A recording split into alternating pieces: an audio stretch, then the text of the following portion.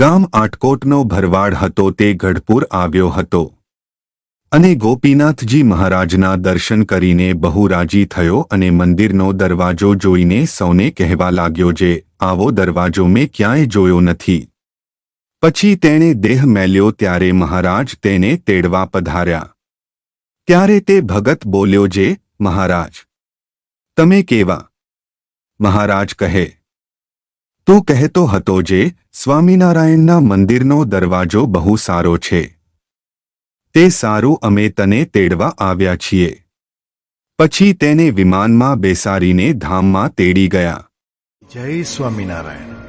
આ ચેનલનો મુખ્ય ઉદ્દેશ્ય ધર્મનો પ્રસાર કરવાનો છે તથા ભગવાન સ્વામિનારાયણની અલૌકિક લીલા અને સારા વિચારો લોકો સુધી પહોંચાડવાનો છે, જે જીવનમાં શાંતિ અને સુખ તરફ દોરી જાય છે. આ ચેનલ પરથી જે પણ ધનરાશિ પ્રાપ્ત થશે તેમનો ઉપયોગ સમાજ સેવા, ગૌસેવા તેમજ લોક ઉપયોગી કાર્યોમાં થશે. ચેનલ સહજાનંદ ગાથા સબસ્ક્રાઇબ કરો, વિડિયો લાઇક કરો અને હા, તમારા મિત્રો સાથે શેર કરો.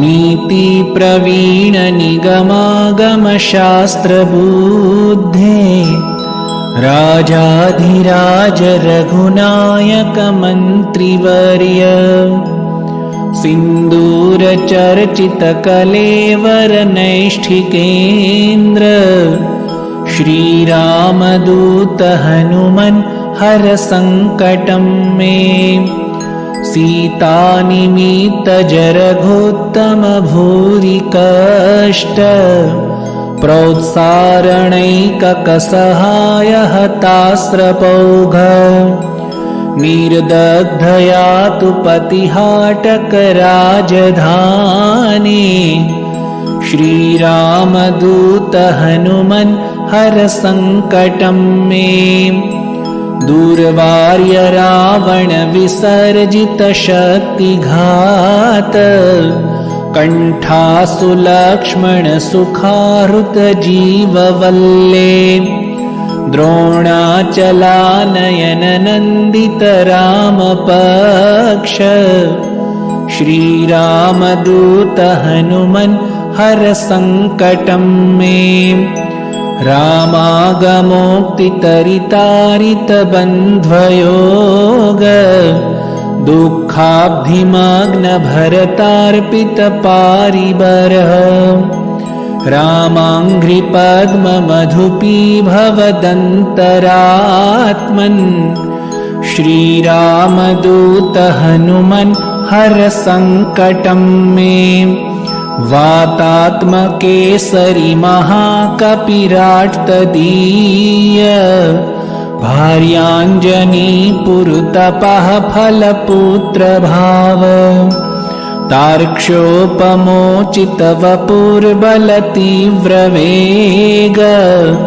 श्रीरामदूत हनुमन् हर संकटं मे नानाभिचारिक विसृष्ट सवीरकृत्या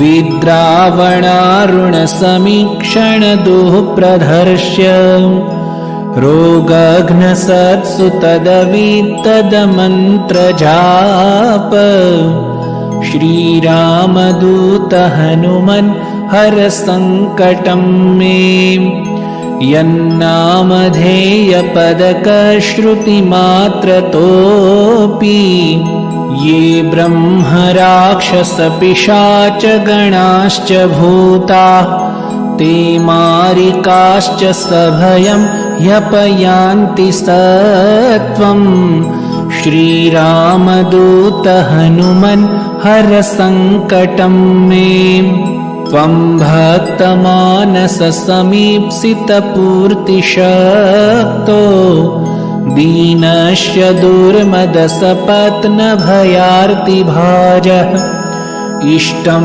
ममापि परिपूरय पूर्णकाम श्रीरामदूत हनुमन् हर संकटं मे